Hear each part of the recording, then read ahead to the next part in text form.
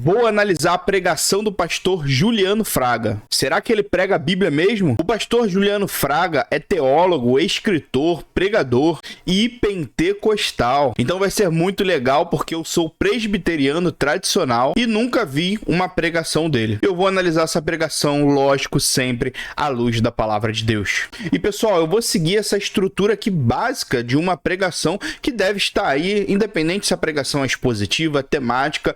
Normalmente as pregações contêm e devem conter essas coisas, que é, primeiro, a leitura do texto, né, lógico, normalmente uma introdução, logo depois uma contextualização ou às vezes explicação, contendo também os ensinamentos que aquela passagem, aquele texto traz e, por final, normalmente uma aplicação final na conclusão ou mais de uma aplicação. E o que eu enxergar de bom durante a pregação ou tem algum apontamento, eu paro e comento. Lembrando que a pregação tem como tema transformai-vos e como base Romanos capítulo 12. Os cumprimento com a paz do Senhor. Carta de São Paulo aos Romanos, seu capítulo de número 12, aos Romanos capítulo 12.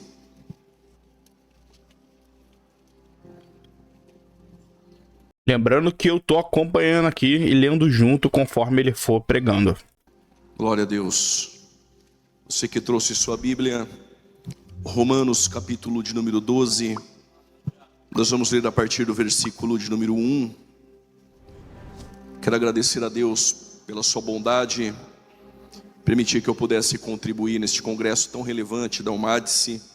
Deus abençoe a vida do pastor presidente, pastor Zilmar Miguel, pastor Carlinhos, pastor Adriano, aos demais amigos e pastores e obreiros que sempre nos recebem tão bem, ao Tael e ao Lucas. Deus os abençoe pela confiança. É sempre um prazer retornar aqui nessa igreja e sentir essa atmosfera espiritual.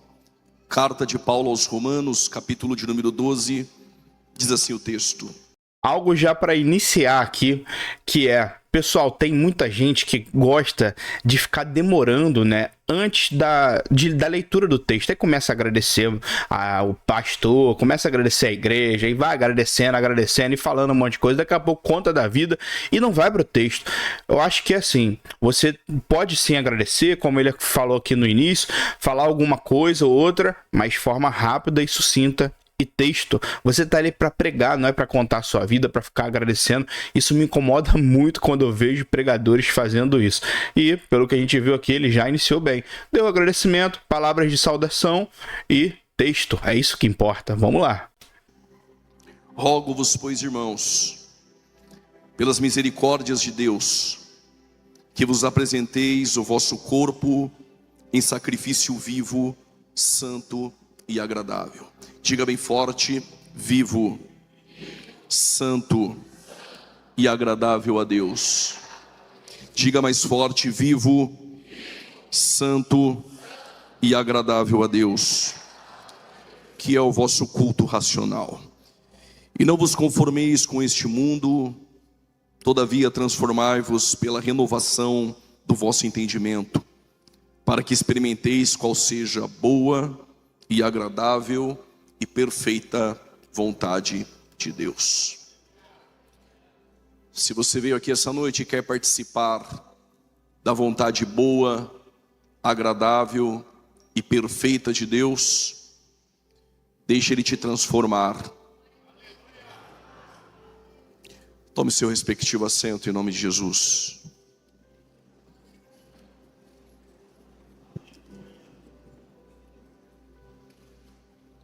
Aldersgate é uma rua antiga ali em Londres. E nessa rua estava um missionário. Esse missionário, ele estava um tanto que desanimado. E nessa rua de Londres ele sentou para ouvir uma mensagem. No diário deste missionário, um dia ele foi evangelizar a América. E ele falou no seu coração: estou ganhando os índios a Deus, mas quem ganhará a minha alma? Este missionário estava levando o evangelho a uma tribo indígena. E esse missionário escreve no seu diário: estou indo para a conversão de índios, mas quem irá me fazer converter? E nessa rua de Londres, esse missionário está sentado, e de repente alguém começa a ministrar o prefácio de Romanos, escrito por Martinho Lutero. E John Wesley, ele diz que naquele dia ele sentiu algo que ele nunca havia sentido. Sensível ao toque da graça, ele sentiu os seus pecados sendo perdoados. Lendo somente o prefácio, ouvindo o prefácio de Lutero aos Romanos. Lutero, o mesmo monge alemão, agustiniano, que um dia estava em Wittenberg, na Alemanha, e ele carregando as suas culpas e um conflito contra o seu próprio pecado e não sabendo como vencê-lo, ele abriu aos Romanos e se deparou com Romanos 1,17. O justo viverá pela fé. As ruas da Inglaterra, com John Wesley, recebeu um avivamento que varreu toda a Inglaterra. Através de Lutero, somos milhares e milhares e milhares que fomos impactados pela mensagem de Paulo aos Romanos, que o justo viverá pela fé. Mas foi Abacuque, dentro de um dilema, em uma visão dos caldeus invadindo Jerusalém, que ele percebeu que ainda que a figueira não floresça e não haja frutos da vide, e o produto da oliveira minta e não haja mantimento no campo, e nem vaca nos currais, todavia quem vive pela fé aprende a adorar mesmo sem ver a vitória. A carta do apóstolo Paulo aos Romanos, que impactou vidas, que esta mesma carta de Paulo aos Romanos essa noite venha nos encontrar sensíveis e quem sabe levantar jovens, homens e mulheres, e através destes pregadores do Evangelho, através destes missionários, que podem incendiar essa geração. Muito legal, pessoal, ele já partiu aqui para a introdução. Ele só não falou a versão, né, que ele tá lendo, mas eu acredito que é ARA ou NAA, porque eu tô lendo aqui na ARA, que é Almeida Revista Atualizada, e ficou bem parecido, né? Então acho que é ARA ou NAA.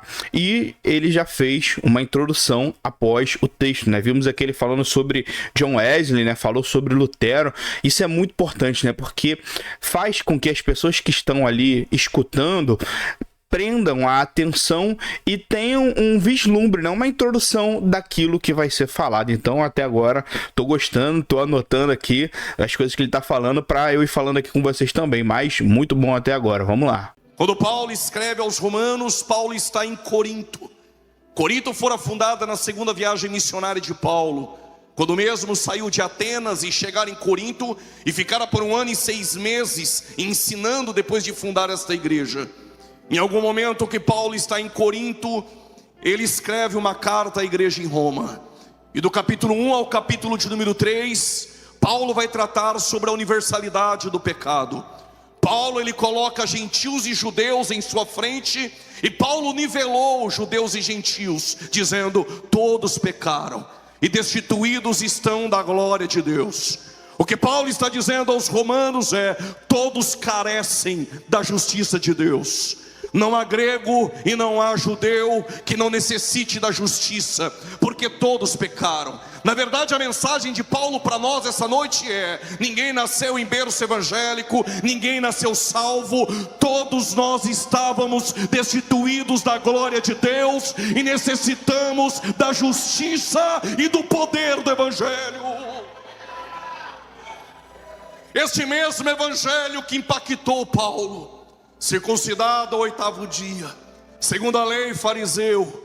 Muito legal, ó. Já está contextualizando. Falou aqui de Paulo em Coríntios, falando do contexto da carta de Romanos. Isso é muito importante, né? Porque dá uma visão para as pessoas de qual é o propósito da carta, porque Paulo escreveu, qual foi o período em que ele escreveu, o que ele estava em mente, e isso ajuda a gente a entender o texto. Então, já leu o texto, já introduziu e agora está contextualizando, ó, seguindo, como eu mostrei para vocês, essa estrutura que normalmente está presente, né, nas pregações, nas boas pregações, né? Isso dentro da pregação expositiva, textual, temática, mas essas coisas têm que estar presentes.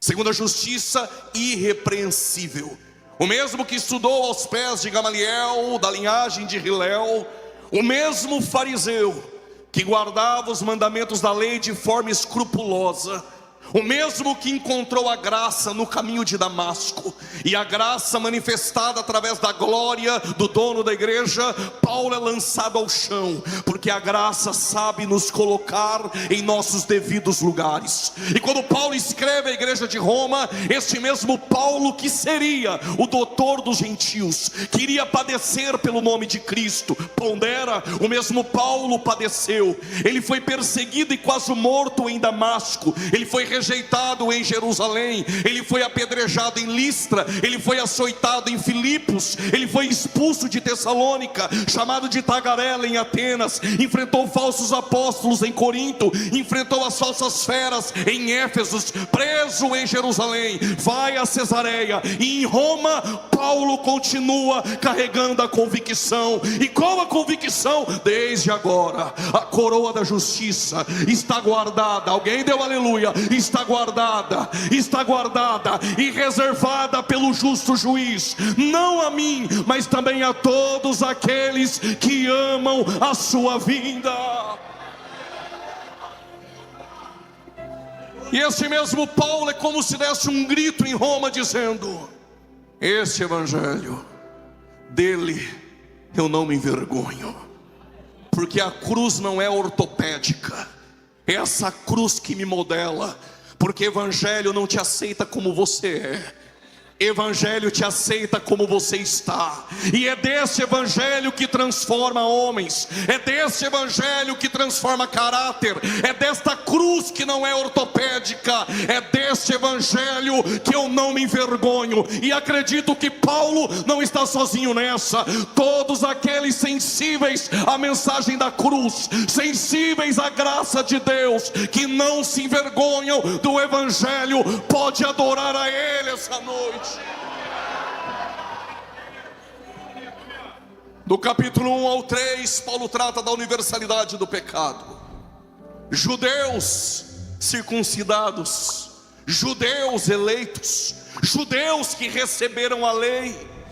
Lembrando que eu estou reagindo a essa pregação do pastor Juliano Fraga, porque foi indicação de vocês nos comentários aí dos vídeos. Então, se você quiser que eu reaja a outro pregador, a outro pastor, deixa também nos comentários, quem sabe aí a gente não reaja. E também, se você está gostando de assistir, não se esqueça, se inscreva no canal, que nos ajuda muito para continuarmos com esse projeto, para a glória de Deus.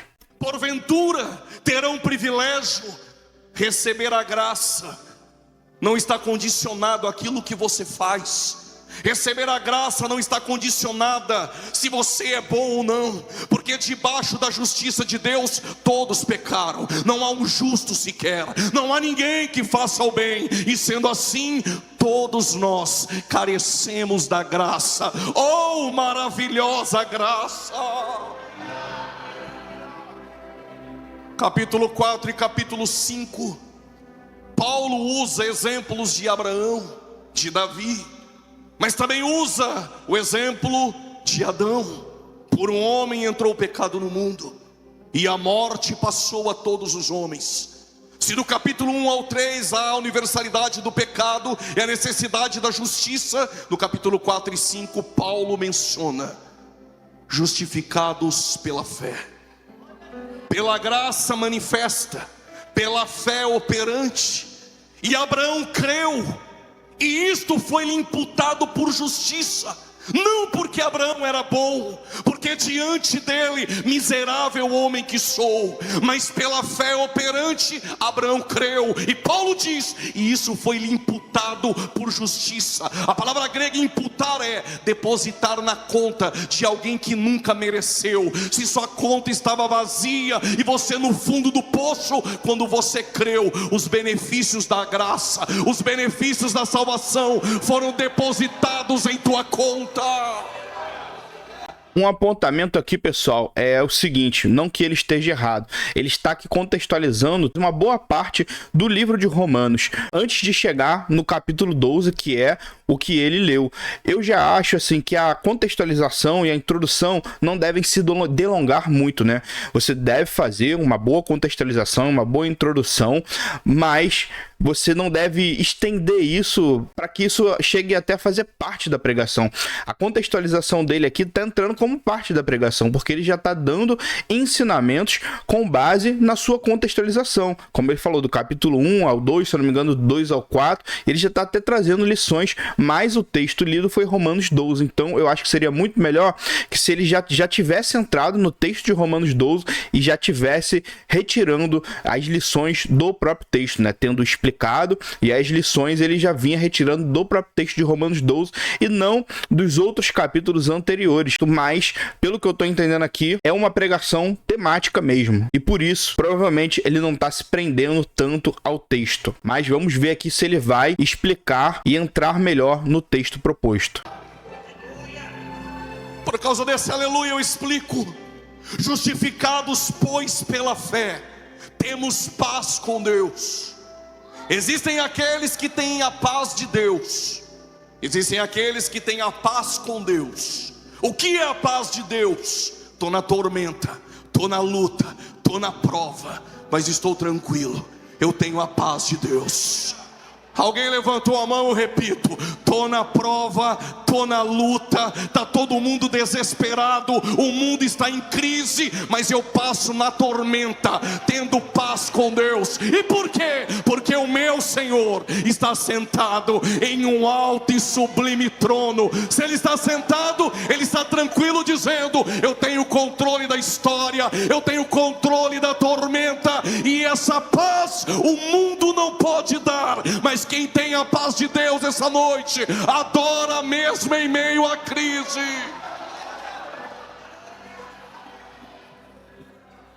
Eu entendi a paz de Deus, mas e a paz com Deus? Inimigos de Deus, filhos da ira, desobedientes, ingratos, caluniadores. Não há nada em nós que seja bom.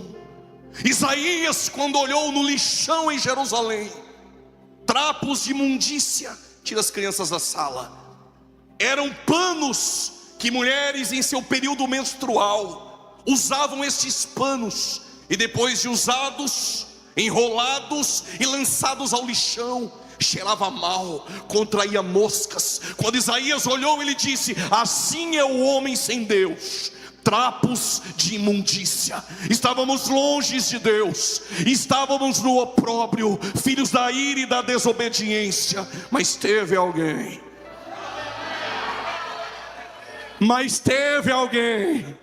que no princípio ele era o Verbo, e o Verbo estava com Deus, e o Verbo era Deus, mas Ele se fez carne e habitou no meio de nós, e foi para o madeiro para nos reconciliar. Quem era inimigo de Deus, agora é sensível a Ele, é amigo dEle. Algo legal também, né, que ele está fazendo é a ponte cristocêntrica, que toda pregação também deve ter, né? Eu não coloquei naquela estrutura inicial, mas é muito importante e é essencial, né? Você conectar o texto que você está lendo com o Evangelho, com Cristo, seja ele no Novo Testamento, no Antigo Testamento, seja qual texto for. Todo texto é possível você fazer uma conexão com o Evangelho e com Cristo, até porque toda a palavra de Deus aponta para Cristo. Quem é amigo do mundo, diz João, é inimigo de Deus. Mas graças a Cristo Jesus, nós somos reconciliados e temos paz com Deus essa noite. Se do capítulo 1 ao 3, a necessidade da justiça e a universalidade do pecado, do 4 ao 5, a justificação aplicada pela fé operante, pela graça preveniente que habilita o pecador a reconhecer o seu estado de miséria. Mas capítulos 6, 7 e 8, há um drama de Paulo. É uma guerra entre a carne e o espírito. É aquele que vive uma vida de santificação, mas ainda carrega lutas. E por quê? Porque você não se tornou santo por frequentar culto. Você não se tornou santo porque você dá oferta. Você não se tornou santo porque vestiu a camiseta de sensibilidade. Você não se tornou santo por aquilo que você faz. Ele te tornou Tá vendo? A estrutura da pregação dele está baseada na contextualização do livro. Como ele falou, ele fez as divisões, né, do texto. Romanos de 1 a 3, aí de 4 a 6, né, se eu não me engano. E aí ele tá trazendo já algumas coisas referente a isso, provavelmente para chegar no 12 e deve concluir, né, ali no 12. Vamos ver. Tornou santo por aquilo que ele fez por você na cruz. E aqui não há mérito humano, o mérito é todo dele, o mérito está nele no Calvário. Santificados somos nós e vivemos uma vida de santidade, dependendo do Espírito Santo e da palavra, e sem a santificação ninguém verá a Deus. O dilema de Paulo, ele diz, permita-me dizer isso, Paulo usa uma verdade do casamento, mas para expressar uma luta que existe dentro de nós. E talvez não era uma mensagem para a juventude, mas tentação não respeita tempo de igreja, tentação não respeita ministério ou carteirinha de convenção, tentação vem para adolescente, tentação vem para jovem, tentação vem para os mais idosos. E Paulo, ele usa a figura do casamento e diz, o marido, ele é casado com a mulher. Isso é legal, né, que ele falou, que de fato a tentação, ela vem para qualquer idade, né? Tem gente que fala assim, conforme eu for envelhecendo e amadurecendo, isso vai ficar mais fácil, mas somos tentados a nossa vida toda. Às vezes temos pecados que vamos enfrentar a nossa vida toda, todos nós temos as nossas fraquezas, né? E sempre vamos, às vezes, lutar com elas. Deus pode fazer com que venhamos a não ter mais essas fraquezas, essas dificuldades, pode, mas muitas vezes vamos lutar com elas o resto da vida, assim como aconteceu com Paulo e o espinho na carne, né? Enquanto eles estão casados, estão ligados pela lei. Mas se o marido abandonar a mulher, ou a mulher abandonar o marido sem que ele morra, e ela for de um outro marido, diz Paulo, ela comete adultério. Que mensagem é essa, pregador, para um congresso como este? Eu explico. Nós também estávamos ligados à lei, ligados à carne. E se a carne não morrer, que é o primeiro marido, e eu me relacionar com o segundo marido sem que morra a carne, é adultério espiritual. O que Paulo está dizendo é, se a carne não morreu, e eu vim para o congresso ficar com Jesus, e amanhã voltar para os braços da carne do mundo, é adultério espiritual. Mas Paulo diz, se o primeiro marido morrer e é a carne, a lei não tem poder mais sobre a tua vida. Aí você pode se relacionar com aquele que ressuscitou dentre os mortos.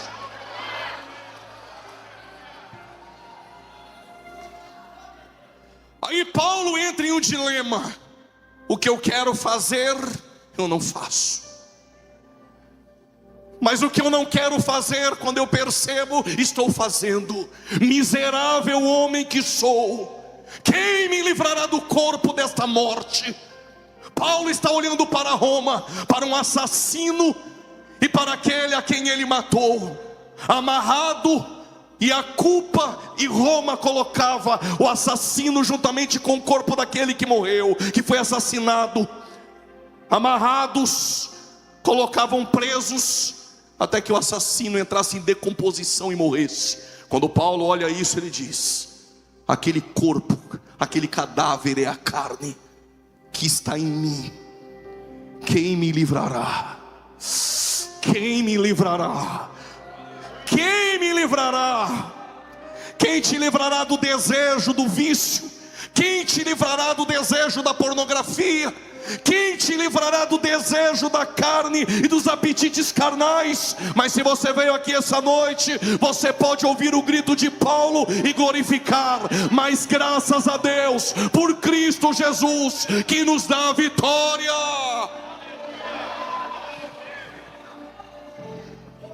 Eu deixo Tiago 1,12. Bem-aventurado o varão da almádice, que entrou por aquela porta, que vencer a tentação, porque depois de vencer e suportá-la, dar-te-ei a coroa da vida. Ser fiel até a morte, e dar-te-ei a coroa da vida. Só que Paulo agora entra no capítulo 9, 10 e 11 aos Romanos. Capítulo 9, o passado de Israel. Romanos 10, o presente de Israel. E Romanos 11, o futuro de Israel. O passado de Israel, a eleição. O presente de Israel, a rejeição dos judeus para com seu rei, que é Cristo. O futuro de Israel, uma restauração. Aguarde Israel, aguarde Israel. Prepare-te, ó Israel, porque um dia o seu Salvador virá da eternidade. Mas agora Paulo chega no capítulo 12. E agora a justiça é aplicada. Aqueles que foram justificados, santificados, agora eles carregam um dever prático. E qual é este dever? Paulo diz: rogo-vos, pois, irmãos. A expressão que Paulo usa... Agora ele está entrando na explicação, né, do texto de Romanos 12. Depois dessa longa contextualização, né, que ele já trouxe também alguns ensinamentos dentro disso, agora está entrando na explicação do texto. Muito legal. Rogo-vos é um apelo de forma peremptória, de forma decisiva, de forma premente, com urgência. Paulo está gritando aos romanos: rogo-vos, pois, irmãos, pela misericórdia de Deus. Ele está levando eu e você para a misericórdia de Deus. Ainda que Paulo escreva em grego, a palavra misericórdia em hebraico tem 3 expressões que a definem: reset, rahamim e raham. Raham, misericórdia, em Isaías 54, 7, é útero. O que útero tem a ver com misericórdia? Para os judeus, para os rabinos, a misericórdia é o sentimento mais profundo que o homem pode ter. No entanto, Isaías faz um paralelo em hebraico, usando misericórdia como útero. O sentimento mais profundo é uma mãe gerar, e a misericórdia é um sentimento profundo. Paulo diz: rogo-vos, pois, irmãos, para o sentimento mais profundo de Deus, que em latim a miséria e cardia coração é pegar a miséria da humanidade e colocar sobre o coração de Deus, e Ele se compadece de nós. Paulo diz: rogo-vos, pois, irmãos, pelo sentimento mais profundo de Deus, que vos apresenteis como sacrifício vivo, santo e agradável. Paristeme é a palavra que Paulo usa para apresentar. E paristeme está no auristo. O que isso significa, pregador? Eu estou pregando para impressionar homens, mas a riqueza das nuances em hebraico, paristeme significa se apresentar de uma vez por todas. Paulo está dizendo... Acho que ele quis dizer grego, né? Porque o Novo Testamento foi escrito em grego. Mas muito legal, né? Essas nuances que ele está trazendo do texto, porque ajudam mesmo, né, a gente entender. Inclusive esse rogo-vos, né, do início ali do capítulo 12, quando você olha isso no original, tem um sentido mesmo como se Paulo ali estivesse clamando, mesmo com muita ênfase, com muita força, como se ele estivesse suplicando: eu suplico que vocês, meus irmãos, pela misericórdia de Deus, apresentem o corpo de vocês como sacrifício vivo, santo e agradável a Deus, como se fosse uma súplica, né? Então você começa a entender a profundidade do texto. Então, bem legal aí, tudo isso aí que o pastor Juliano Fraga aí está trazendo. Dizendo: rogo-vos, pois, jovens, pelo sentimento mais profundo de Deus, que vos apresenteis. Ele está dizendo: eu não quero que você se apresente neste congresso hoje e amanhã você volta a fumar maconha lá fora. Olha que legal a aplicação, a lição do texto. Explicou e tá trazendo uma lição referente ali aos jovens, ao público que ele tá, para quem ele tá pregando. Isso é muito importante. Conectar o texto e a explicação com algo prático do dia a dia para as pessoas que estão ouvindo. É o famoso "e aí? O que esse texto tem a ver comigo?" Ele tá trazendo. Então, muito legal aí. Vamos continuar e só ressaltar aqui que a oratória dele, né? Pô, muito legal. É uma oratória muito boa, né? A forma dele de falar, de conduzir. Eu não quero que você se apresente aqui hoje e amanhã volta a beber cachaça. Paulo está dizendo: eu quero que você se apresente de uma vez por todas, pelo sentimento, alguém já entendeu e já levantou a mão, pelo sentimento mais profundo, se apresente de uma vez por todas.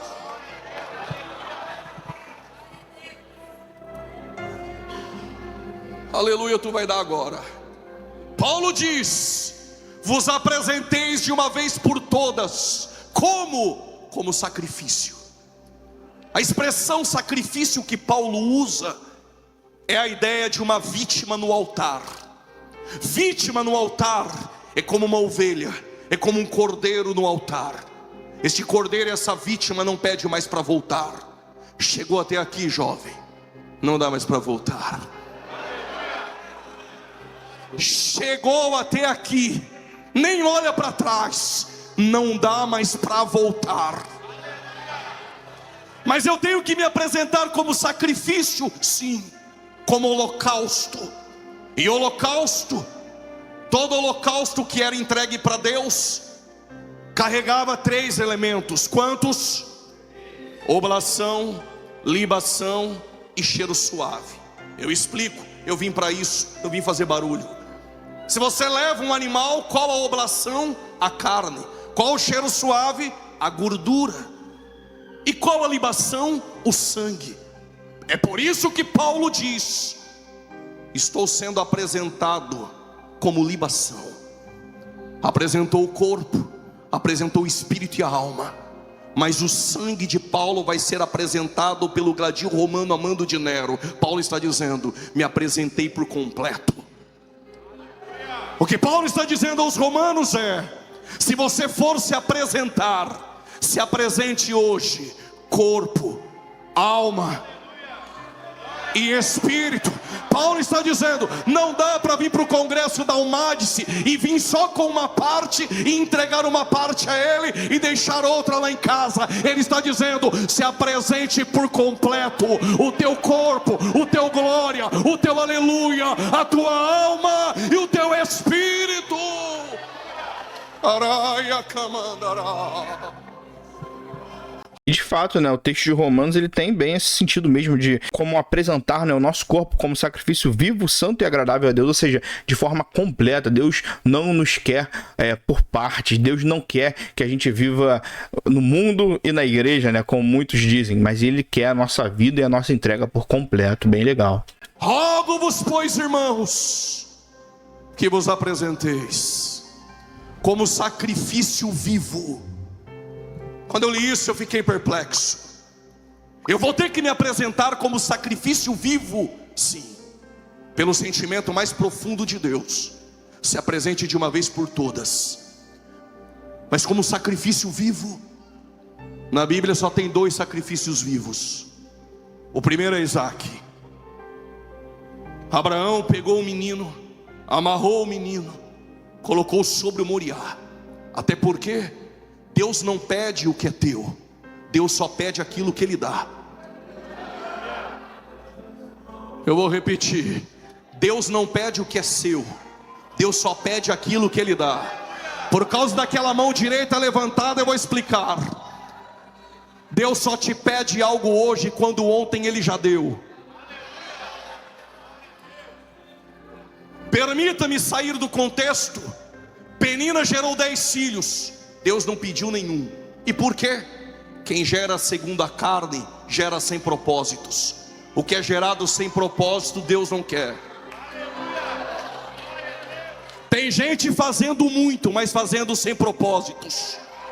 Mas conheço uma mulher que lá no culto em Siló, uma coisa, pessoal, que eu não gosto muito, é uma questão pessoal minha, né? É frases prontas em pregações, né? Como ele tá utilizando algumas aqui. Mais uma vez, né? Não é que ele esteja errado, tá pecando, mas eu acho que o quanto mais o pregador se prender ao texto, é melhor. E retirar tudo que ele tá falando do texto. E não ficar saindo muito ali do foco dele, da ênfase dele, e ficar utilizando às vezes de frases prontas, frases de efeitos, né? Que são muito utilizadas no meio pentecostal, eu entendo isso. Mas, como eu falei, eu acho que o quanto mais a gente estiver cativo, preso à palavra palavra de Deus, melhor é a pregação, porque aí a gente vai falar menos de nós e mais daquilo que Deus tem para nós por meio de sua palavra. Tem gente que já entendeu. Aqui tu não entrou para ganhar, aqui tu entrou para deixar. Vou repetir, o pregador não é triunfalista, não vim te dar vitória, não vim te colocar no palco. Eu vim dizer, evangelho, aqui tu não entrou para ganhar, aqui tu entrou para perder e para deixar.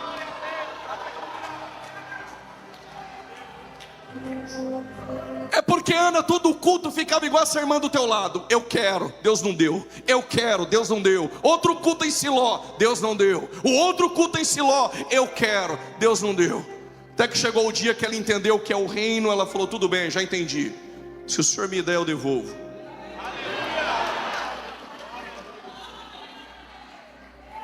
O que é gerado segundo a carne, Deus não quer. Mas o que é gerado segundo Ele. Me dá o Samuel. Porque Deus não pediu Ismael? Porque o Ismael foi você que quando desceu lá no Egito trouxe com Agar. Eu não quero, é gerado sem propósitos. Então no congresso da UMADS eu já entendi. Deus quer meu coração? Não, Deus quer o seu tesouro. Porque aonde está o seu tesouro, está o seu Isaac.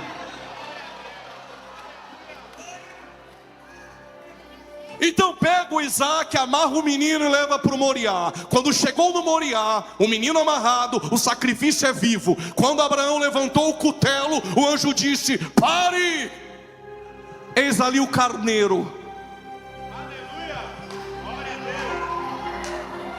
Como os assembleanos estão no culto, eu tenho que dizer isso. Quando Abraão amarrou o menino, levantou o cutelo e viu o carneiro, agora eu entendi o que Jesus disse. Abraão viu meu dia. E ele se alegrou. O que ele viu? A maquete do Calvário. É por isso que ele disse, antes que Abraão existisse, eu sou. Tu vai dar aleluia agora. Se você entrasse em uma escola rabínica, você nunca iria dizer, eu sou aluno. Você iria dizer, Hanit Talmidi, eu aluno. Por que não sou? Porque sou o que sou, somente ele é. Quando ele disse, antes que Abraão existisse, eu sou, ele estava dizendo, eu sou antes de Abraão. Segura essa agora, você é inteligente. A expressão que Jesus usou, ego em mim, no grego, é a mesma da Septuaginta, R-E, Asher, R-E, de Êxodo 3,14. Pregador, não entendo nada de grego ou de hebraico, eu vou te explicar. Ele diz, eu sou antes de Abraão, eu sou aquele que falou com Moisés na sarça, e Abraão viu o meu dia, e se você não se alegrar, Abraão se alegrou. Mas é sobre isso que eu quero falar. Quando Abraão levantou o cutelo, o sacrifício é vivo. O anjo disse, pare, eis ali o carneiro.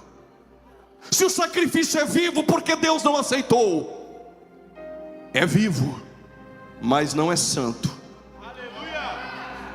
E não é agradável.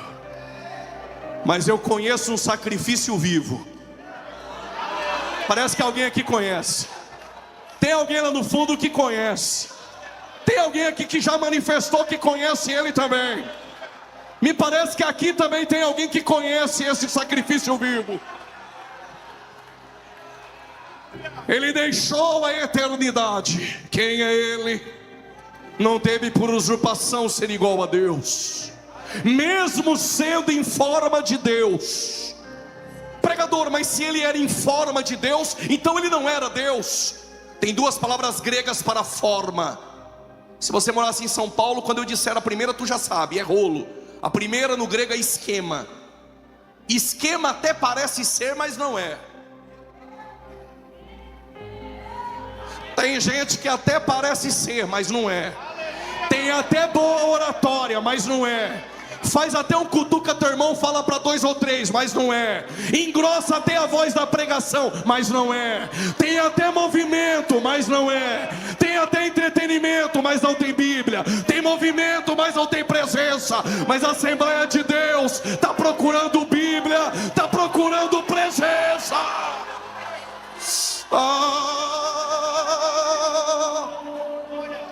E isso aqui é legal que ele tá falando, né? Porque tem a ver com o texto, né? De você não viver por aparência, mas de você viver de fato completo, né? E se entregando completamente, como ele havia falado, como sacrifício vivo, santo e agradável a Deus. E quantas pessoas não têm, né? Que às vezes vivem assim, tem aparência de crente, mas vive de forma completamente diferente, né? Esvaziou-se de si mesmo. A palavra esvaziar, kenosis, não é deixar de ser Deus. Abriu mão dos privilégios, foi obediente até a morte de cruz, semelhante aos homens, como doulos, escravo. Sabe o que Paulo está dizendo? Sendo Deus, ele desceu na degradação humana, entre o pior dos pecadores, eu e você. Mas este sacrifício que vai para a cruz é vivo. Aleluia. A pergunta que permeia essa noite na Almadice é vivo? E ele é santo? Segundo a Coríntios 5:21, Paulo diz: ele não cometeu pecado. 1 Pedro 2:22, Pedro diz: nele não há pecado. João 6:69, João diz: ele é o santo de Deus. Hebreus capítulo 4, versos 15: em tudo foi tentado, mas sem pecado. Alguém neste congresso poderia dizer: eu protesto, pregador. E por quê? Porque o Paulo, o Pedro, o João e o autor aos Hebreus, que disseram que ele não tem pecado, que ele é santo, joga no time de Jesus. Então não vale. Então eu vou trazer 4 que jogavam contra. 4 da oposição. Sempre tem oposição. O primeiro, Mateus 27. Judas disse: traí, sangue inocente. Não dê glória não, tá 4-1.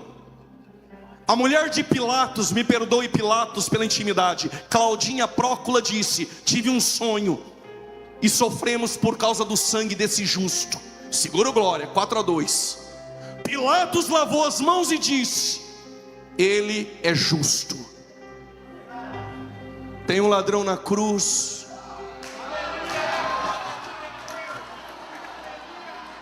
Este mal nenhum fez.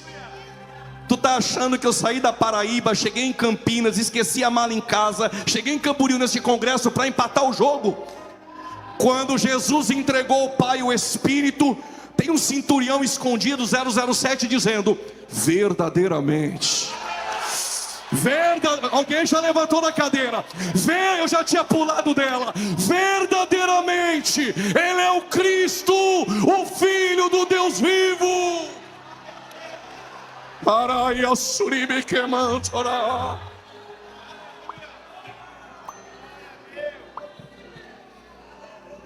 Quem é Ele?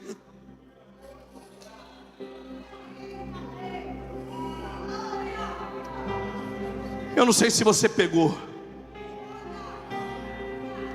Paulo pediu, rogando, que eu e você se apresentasse como sacrifício vivo. Agora tu entendeu. Tu não apresenta como sacrifício vivo porque tu canta bem. Tu não apresenta como sacrifício vivo porque assistiu 40 vídeos no YouTube, agora é teólogo e sabe mais que todo mundo. Tu não se apresenta como sacrifício vivo porque tem 3, 4 agendas, agora quer mandar no seu professor de escola bíblica dominical. Tu não se apresenta porque você é bom. Tu não se apresenta porque você prega bem. Você só se apresenta hoje porque alguém perfeito se apresentou em nosso lugar. Muito legal isso, né? Tirando o mérito do homem e colocando em Cristo, somente o único digno de toda honra e glória. Tudo que nós fazemos é porque Ele fez antes. Isso é verdade. Estou sentindo uma graça essa noite. Aí Paulo diz: este é o culto racional.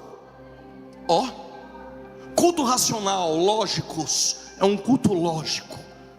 Mas o culto racional, Paulo não está dizendo que é só um culto com entendimento, é um culto completo. Mas o culto completo de Paulo é: quando eu me apresento, eu já estou cultuando. Se tu não entendeu, eu explico. Culto para Paulo não começa às 19 horas e termina depois da bênção apostólica. Culto é dentro do Uber, culto é lá no meu trabalho, culto é passando roupa, culto é dirigindo o carro, culto é tomando banho. Quando eu me apresento a Ele, eu já estou adorando a Ele.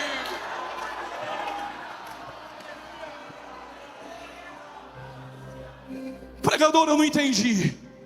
Eu pensei que culto era ensaiar no meio da semana para cantar para homens bater palma no domingo. Tu está enganado, querida. Culto não tem a ver somente com música que eu canto. Culto não tem a ver somente com o hino da harpa que eu decoro. Culto não tem a ver só com cutuca teu irmão e fala para 2 ou 3 ou bate na mão de 10. O culto também é dentro de você. O culto tem a ver com o modo de vida e com o teu testemunho.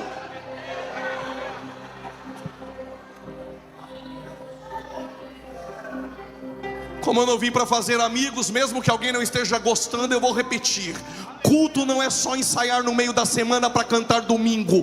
Culto é testemunho, culto é conduta de vida, culto é viver o evangelho em sua plenitude. Isso é verdade, né? Muita gente confunde isso, acha que o culto é só estar lá na igreja, mas não. A nossa vida deve ser um culto a Deus, né? Então, muito importante ele falar sobre isso.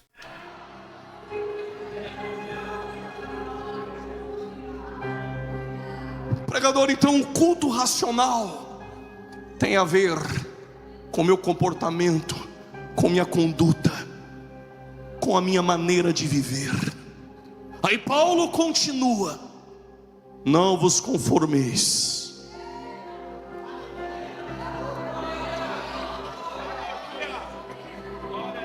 Não vos conformeis com este mundo.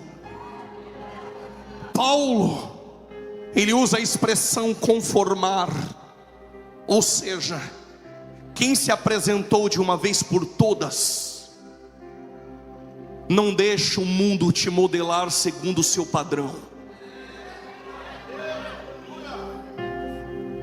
Tem padrão do mundo, mas tem o padrão de Deus. E padrão de Deus, ele não negocia.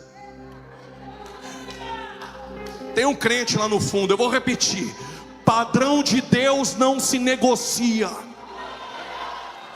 Aumentou o número de crentes, eu vou repetir: padrão de Deus não se negocia. Padrão do mundo, Deus é amor, então eu cultuo do jeito que eu quero. Deus é amor, então eu faço o que eu quero. Aliás, a motivação é boa. Quem ensinou você isso para você ensinar aos jovens? Deus não trabalha com boas motivações, Deus trabalha com princípios. Tem aquela frase, né? De boas intenções o inferno está cheio. É justamente isso, né? Eu queria manter isso positivamente, mas eu não aguento. Intenção boa, lá vem ele, segundo o coração de Deus, ungido na casa do Pai, ungido em Judá, ungido em Israel. É rei, é o cara. Tem coroa, tem lança, tem espada, tem escudo, tem exército, tem palácio. Quando está vindo, fazendo festa. A música que está tocando, pentecostal. A motivação é boa. E por quê? Está trazendo a arca. A arca estava esquecida, agora está trazendo. Está trazendo aonde? A motivação é boa. Deus é amor, Ele aceita. Está trazendo aonde? Ele inovou. E a igreja está querendo inovar. Está tirando a presença do ombro dos levitas e está colocando em carros novos. Tem alguém entendendo?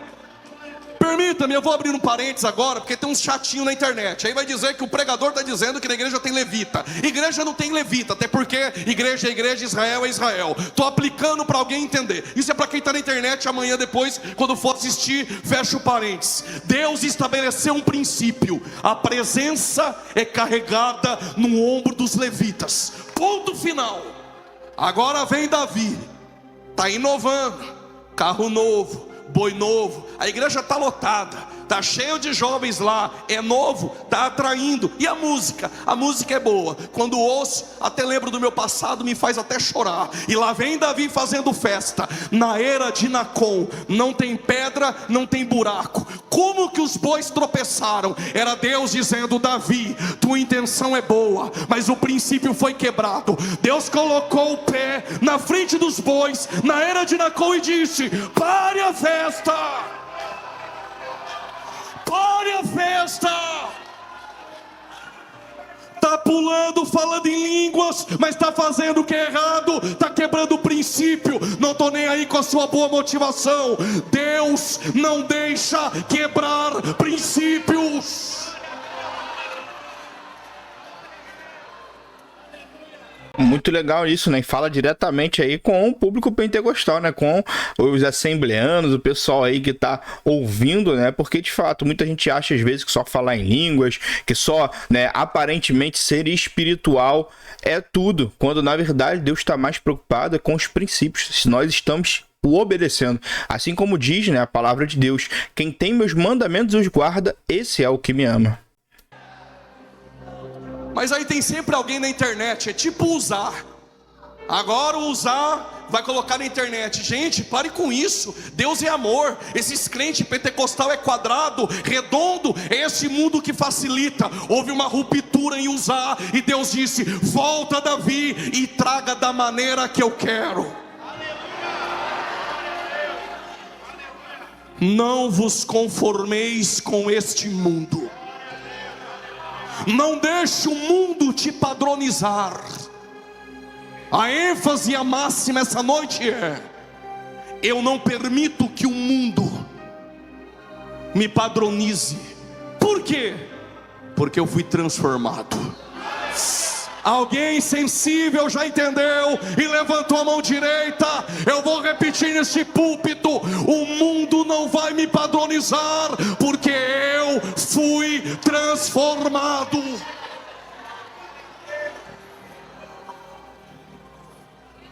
Eu sou pregador, mas eu também gosto do ensino. A palavra transformar que Paulo usa é metamorfô. Sabe a metamorfose? A palavra metamorfô é a mesma no Monte da Transfiguração, em Marcos 9, Lucas 9, Mateus 17. Quando Jesus foi transfigurado, a expressão é metamorfô. Nós não nos padronizamos no formato do mundo. Por quê? Porque nós somos transformados de dentro para fora. De dentro para fora. De dentro para fora. De dentro, só quem foi transformado. De dentro para fora. Enquanto quem foi padronizado no padrão do mundo está dizendo lá fora, a Bíblia precisa ser atualizada. Quem foi transformado está gritando: ela é inerrante, inspirada, inexorável, irrefragável, absoluta. Enquanto quem não foi transformado e foi padronizado no padrão do mundo está dizendo lá fora: Deus agora é mãe. Mas quem foi transformado está dizendo: a minha Bíblia diz que Deus é Pai, Abba Pai, Ele é Pai. Enquanto o mundo lá fora está gritando, padronizado, dizendo: menino pode colocar calça apertada, falar como menina e pode namorar menino. Quem foi transformado está dizendo: Deus fez macho e fêmea, macho e fêmea. Araia cama. Só quem foi transformado pode adorar a Ele.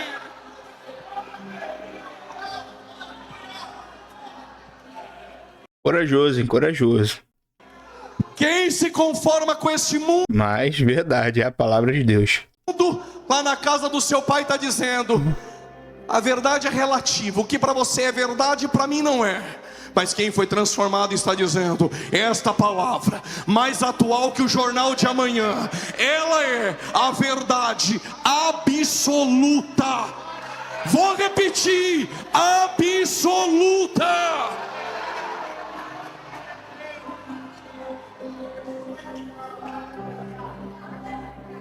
Enquanto lá na universidade As pautas comunistas impregnam a cabeça dos jovens.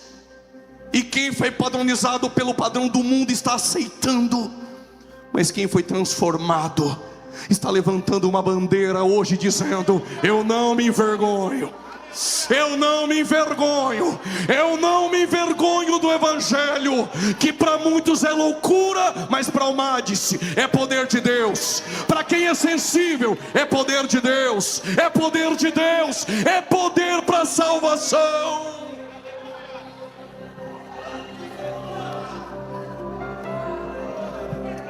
Algo interessante também que ele, querendo ou não, falou, que é importante, que é: nós somos transformados para viver isso. Nós não nos esforçamos para ser transformados. Cristo nos transforma e conforme Ele nos transforma, devemos viver conforme a sua palavra, mostrando que é tudo por mérito de Cristo.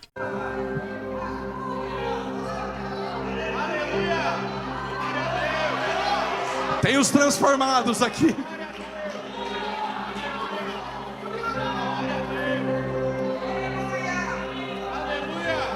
Na igreja não é um mundo que dita as regras. Na igreja, aquela que é suficiente, absoluta, é que dita a palavra de Deus. Passa céus, passa terra, mas a palavra permanece.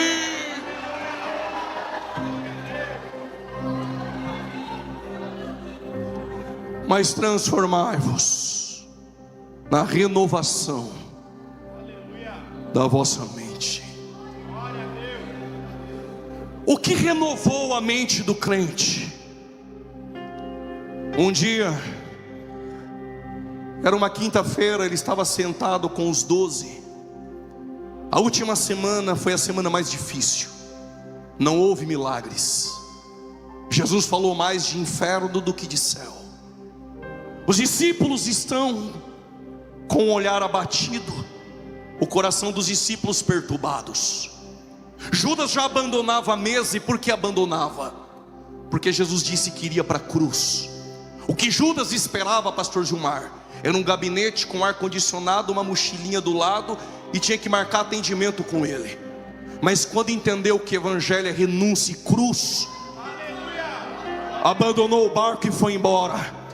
Deixa abandonar o barco quem nunca foi dos nossos. Alguém levantou a mão, tem que ser homem para levantar essa mão. Deixa abandonar o barco quem nunca foi dos nossos. Aí Jesus olhou para os discípulos. Eles sabem que o nome mais falado em Jerusalém, a prisão, é o de Jesus. E pairou um silêncio como esse. Eu também gosto desse silêncio. Aí Jesus olhou para eles e disse: não se turbe o vosso coração. Crede em Deus e também em mim. Na casa de meu Pai há muitas moradas. Vou preparar-vos um lugar. Se não fosse assim, eu teria dito: eu vou preparar um lugar. Repetido 2 vezes para ver se você pega. Eu não sei se você percebeu, mas há algo estranho no texto, pastores. Se na casa do Pai já há morada, o que ele foi preparar? A palavra preparar no grego é, enche o pulmão de ar aí, preparar o caminho para um viajante que vem de longe. O que ele está dizendo é: na casa do meu Pai já tem morada. Eu vou preparar um caminho para vocês virem depois. Que caminho é esse? Eu não sei se você vai pegar. É o caminho do último do Santo dos Santos, que é o ventre de uma virgem.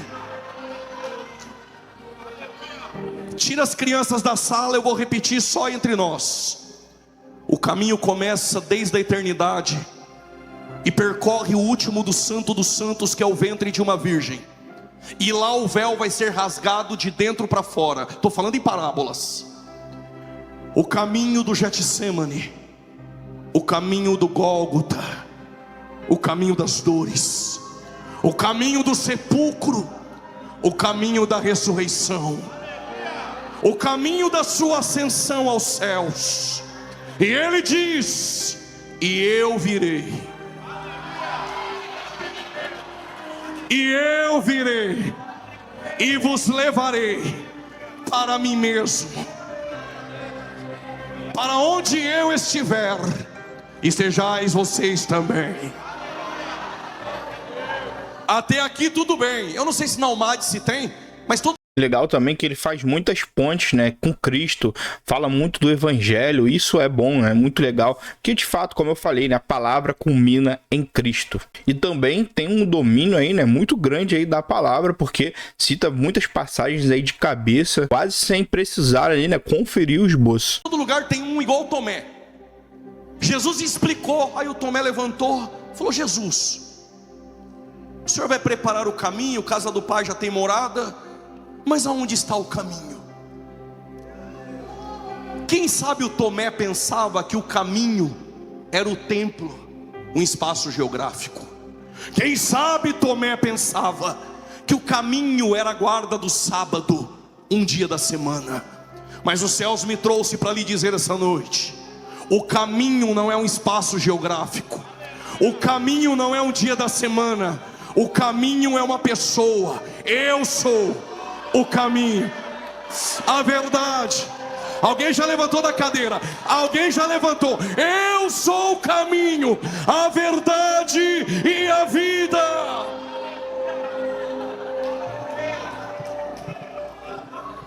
Se não bastasse o Tomé, parece aula de teologia. Vou parafrasear. Filipe levantou a mão. Então nos apresenta o Pai. Aí Jesus falou: Filipe, quem vê a mim vê o Pai.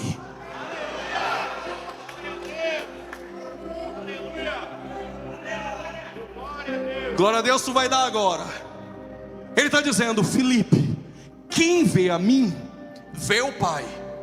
Ou seja, eu, o Pai e o Espírito Santo somos um. Mas eu vou subir a súbita aos céus e vou deixar alguém para que vocês sejam um, assim como nós somos um. Eu irei, mas não te deixarei órfão, jovem. Está com crise de identidade, aquele quarto que te escraviza à noite. Eu não te deixei órfão. Estou indo para o meu Pai, mas vou deixar o outro Consolador. A palavra outro pode ser no grego héteros ou alos. Ou seja, Gálatas 1:8. Se alguém subir no púlpito da tua igreja falando bonito, mesmo que tenha seguidores, marketing, compartilhamento, mesmo que tenha inscritos no canal, mesmo que seja boa pinta, mesmo que seja aquele que alegra a plateia, se ele trouxer um outro evangelho, seja anátema. A palavra outro que Paulo usa é héteros, é outro de outra espécie. Mas quando se usa a expressão alos, é o mesmo, da mesma essência, da mesma espécie. Quando Jesus disse: estou subindo ao Pai, estou deixando o outro, mas é da mesma essência. E este Consolador, aqueles que se padronizaram com este mundo, disse Jesus, não pode receber. Por quê? Porque o mundo lá fora é mentira, mas este é o Espírito da verdade. E quando eu subir ao Pai, eu deixarei o outro Consolador, e ele te tornará sensível, para você lembrar de tudo quanto ele disse, e ele vai te ensinar todas as coisas. E é esse Espírito que trouxe em nós a renovação da nossa mente. E quando nós recebemos esse Espírito, agora ele voltou pro texto. Vamos ver agora como é que ele vai fechar, né? Como é que vai ser a conclusão, se ele vai trazer uma aplicação final, vamos ver. olhem para cá, abaixa o fundo por gentileza, toda atenção é pouca. Façamos o homem a nossa imagem, segura, conforme a nossa semelhança. é um padrão, é um formato, na semelhança de Deus, o padrão moral de Deus. Este é o homem. Mas como é jovens, eu vou facilitar. A minha avó e a tua bisavó, com certeza lá na sua casa, ou na casa dela, você já viu isso. Passa de mãe para filha. Você vai usar também. Tem uma forma de assar bolo, antiga que só. Um dia essa forma caiu no chão, pode ter certeza, e é torta, mas não joga fora. E todo bolo que assa nela sai torto. A primeira forma que Deus fez no homem foi uma forma perfeita. Mas quando Adão caiu, ele deixou uma dívida na mesa de Deus impagável, e a primeira forma entortou. Todas as outras formas que estão em Adão vão sair tortas. Todos os bolos saem tortos. Ilustração, né? Também trazendo aqui algumas ilustrações que também é muito importante, né, na pregação, que ajuda a elucidar, a entender um pouco melhor, né? Então, bem legal essa ilustração que ele está trazendo aqui, comparando aí com a forma, né? Mas vem na cruz um segundo Adão.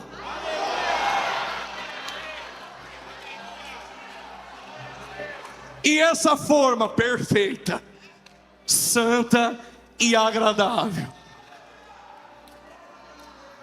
e todos que nele crê terão uma forma que estava deformada, agora transformada, padronizada no padrão dele.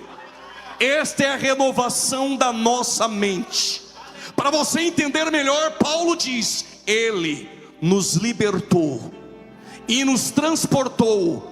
Segura, transportou é mitisteme, significa remover de um lugar e levar para outro. Ou seja, Deus não te leva para um ambiente sem que antes Ele não tenha preparado. Ele colocou Adão num ambiente perfeito. Quando a forma entorta, ele sai desse ambiente e vai para um ambiente de trevas. Mas agora vem uma outra forma perfeita. Para quê? Para te libertar e te transportar das trevas para o reino da luz do seu Filho amado. E quando nós que estávamos mortos aceitamos a Cristo, o Espírito Santo desceu sobre nós. Por causa desse aleluia eu explico. Nós nascemos do alto. E o que é nascer do alto? Nascer do alto é ser regenerado. E o que é ser regenerado? Eu tinha uma deformidade, agora eu participo da mesma forma. Agora sou participante de uma nova natureza. E aqui eu encerro Pedro dizendo: Pedro usou uma metáfora para aqueles que foram gerados. Por isso que eu disse uma vez: se nessa vida você nascer uma única vez, tu morrerá duas vezes. Mas se você nascer duas vezes, tu morrerá uma. Eu sei que vai demorar para pegar um pouquinho, enquanto isso eu repito. E não se envergonhe se você não pegou, porque o Nicodemos morreu, talvez nem pegou. Se nessa vida você nascer uma única vez, tu morrerá duas. Mas se nascer duas, morre uma. Pela misericórdia de Deus eu explico. Esquece berço evangélico, não tem Camboriú para vender, não tem em São Paulo, em lugar nenhum do mundo. Todos nós nascemos mortos. Se você nascer uma única vez do ventre da mãe, tu morre duas. Porque um dia morre fisicamente e um dia recebe o dano da segunda morte, a morte eterna. Efésios capítulo 2 também vai falar que nós estávamos como os mortos em nossos delitos e pecados. Mas se nascer do ventre da mãe uma, e depois nascer do alto, da água e do Espírito duas, só morre uma, mas ainda que esteja morto viverá. Como os assembleanos chegaram 5 para as 22 horas, eu tenho uma boa notícia. E tem uma geração que não vai morrer nenhuma.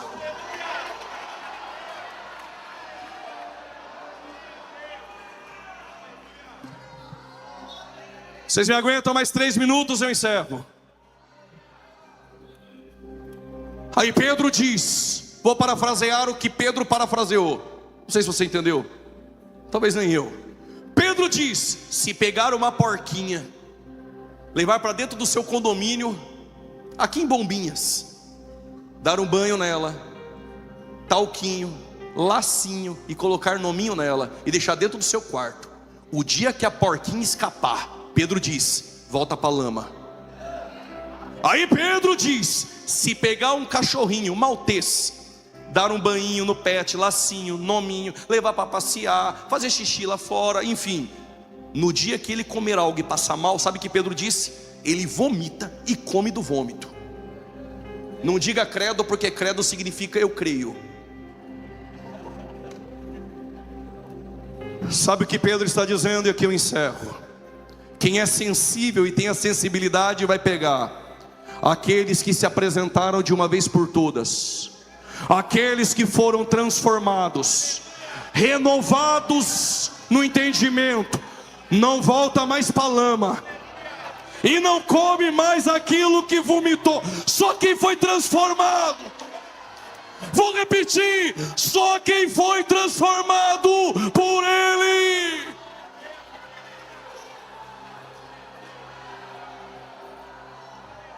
É isso aí, pessoal, muito legal, né, a pregação aí do pastor Juliano Fraga. Partindo agora para as considerações finais. Já adianto aqui que todos aqueles pontos ali que eu coloquei lá no início de uma estrutura básica de uma pregação esteve presente na pregação dele. E se eu fosse aqui classificar qual é o tipo de pregação que ele fez, eu colocaria como temática expositiva. Que ele teve um tema, ele não se prendeu tanto ao texto. De início nós vimos ali ele contextualizando, trazendo os capítulos de Romanos, já alguns ensinamentos, mas no final ele deu uma ênfase melhor no texto da pregação de Romanos 12 e até mesmo expôs o texto, trazendo ali explicações e ensinamentos a respeito do texto de Romanos 12. Então, assim, no geral eu gostei. Tecnicamente, ao meu ver, é uma boa pregação. E se eu pudesse deixar aqui alguns apontamentos que eu acho que ele poderia melhorar, com toda a humildade, até porque eu não sou nenhum especialista em pregação, e como eu disse também, sem levar tanto em consideração a questão doutrinária, porque eu sou presbiteriano, ele é pentecostal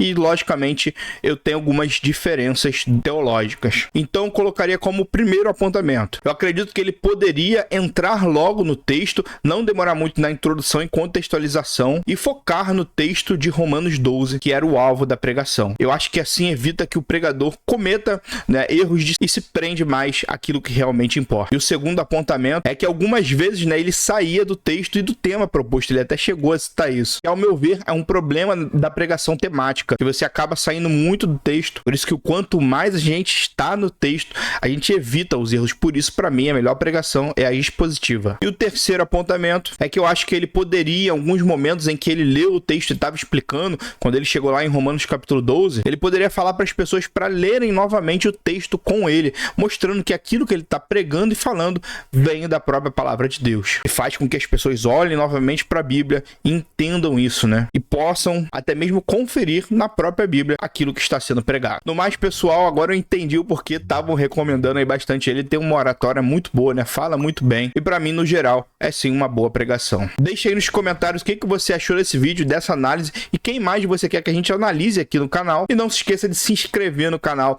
que nos ajuda muito para continuarmos com esse trabalho para a glória de Deus. Valeu, pessoal. Deus os abençoe e até o próximo vídeo.